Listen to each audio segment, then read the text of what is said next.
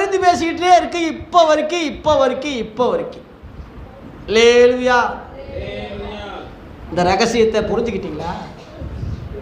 ஆகவே பிள்ளைகளே, நீங்கள் பாவம் செய்யாதபடி இவைகளை எழுதுகிறேன்.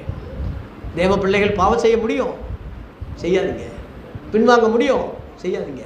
ஜெபிக்காமல் தூங்க முடியும், செய்யாதீங்க. சபை கூடுதல் வராமல் வீட்டில் டிவி பார்த்துக்கிட்டு இருக்க முடியும், வேண்டாம். இந்த கொஞ்ச காலத்தில் இயேசு கிறிஸ்து நம்மை மணவாட்டியாக எடுக்க இதே பூமிக்கு பரலோகத்திலிருந்து திரும்ப மணவாளனாக வரப்போகிறாரு. மத்திய வானத்தில் நம்மை அழைச்ச பிறகு இந்த பூமியில் வர்றது 2ஆம் வருகை. அதன் பிறகுதான் ராஜாதி ராஜாவா உலகத்தை ஆட்சி செய்ய போகிறாரு. அது 2வது. இந்த ரகசியங்கள்லாம் பூரணராக்கப்பட்ட பரிசுத்தவான்களுக்கு, நீதிமான்களுக்கு தான் தெரியுமே தவிர எவனுக்கும் எந்த நாதிக்கு